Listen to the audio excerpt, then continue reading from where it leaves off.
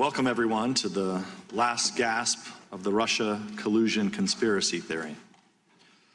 As Democrats continue to foist this spectacle on the American people, as well as you, Mr. Mueller, the American people may recall the media first began spreading this conspiracy theory in the spring of 2016, when Fusion GPS, funded by the DNC and the Hillary Clinton campaign, started developing the Steele dossier, a collection of outlandish accusations that Trump and his associates were Russian agents.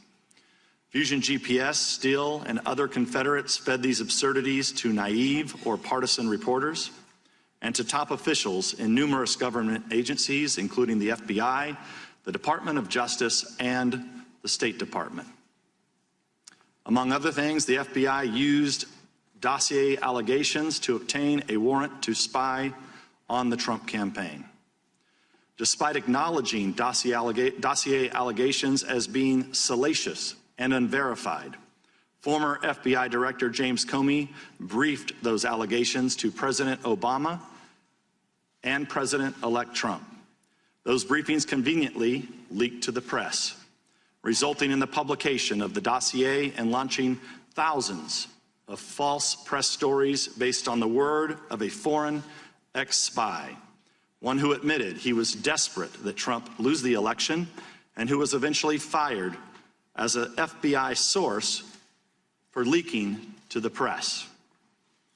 After Comey himself was fired, by his own admission, he leaked derogatory information on President Trump to the press for the specific purpose, and successfully so, of engineering the appointment of a special counsel who sits here before us today. The FBI investigation was marred by further corruption and bizarre abuses. Top DOJ official Bruce Orr, whose own wife worked on Fusion GPS's anti-Trump operation, fed Steele's information to the FBI even after the FBI fired Steele. The top FBI investigator and his lover, another top FBI official, constantly texted about how much they hated Trump and wanted to stop him from being elected. And the entire investigation was opened based not on Five Eyes intelligence, but on a tip from a foreign politician about a conversation involving Joseph Mifsud. He's a Maltese diplomat who's widely portrayed as a Russian agent, but seems to have far more connections with Western governments, including our own FBI and our own State Department, than with Russia. Brazenly ignoring all these red flags, as well as the transparent absurdity of the claims they are making, the Democrats have argued for nearly 3 years that evidence of collusion is hidden just around the corner. Like the Loch Ness Monster, they insist it's there, even if no one can find it. Consider this. In March 2017, Democrats on this committee said they had more than circumstantial evidence of collusion, but they couldn't reveal it yet. Mr. Mueller was soon appointed, and they said he would find the collusion. Then when no collusion was found in Mr. Mueller's indictments, the Democrats said we'd find it in his final report. Then when there was no collusion in the report, we were told Attorney General Barr was hiding it. Then when it was clear Barr wasn't hiding anything, we were told it will be revealed through a hearing with Mr. Mueller himself. And now that Mr. Mueller is here, they are claiming that the collusion has actually been in his report all along, hidden in plain sight. And they're right. There is collusion in plain sight. Collusion between Russia and the Democratic Party. The Democrats colluded with Russian sources to develop the Steele dossier, and Russian lawyer Natalia Vesnitskaya colluded with the dossier's key architect, Fusion GPS head Glenn Simpson. The Democrats have already admitted, both in interviews and through their usual anonymous statements to reporters, that today's hearing is not about getting information at all. They said they want to, quote, bring the Mueller report to life and create a television moment through ploys like having Mr. Mueller recite passages from his own report. In other words, this hearing is political theater. It's a Hail Mary attempt to convince the American people that collusion is real and that it's concealed in the report. Granted, that's a strange argument to make about a report that is public. It's almost like the Democrats prepared arguments accusing Mr. Barr of hiding the report and didn't bother to update their claims once he published the entire thing. Among congressional Democrats, the Russia investigation was never about finding the truth. It's always been a simple media operation. By their own accounts, this operation continues in this room today.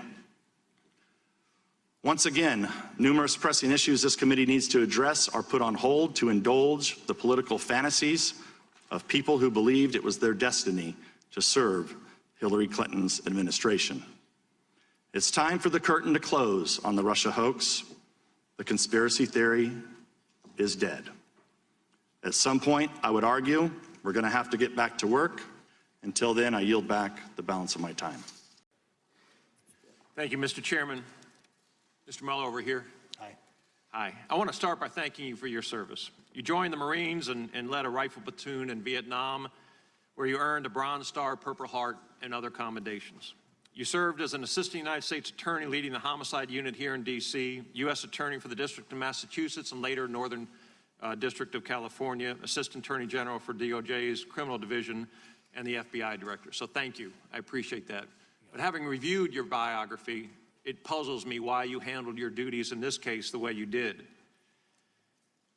The report contradicts what you taught young attorneys at the Department of Justice, including to ensure that every defendant is treated fairly, or as Justice Sutherland said in the Berger case, a prosecutor is not the representative of an ordinary party to a controversy, but of a sovereignty, whose interest in a criminal prosecution is not that it shall win a case, but that justice shall be done, and that the prosecutor may strike hard blows, but he is not at liberty to strike foul ones.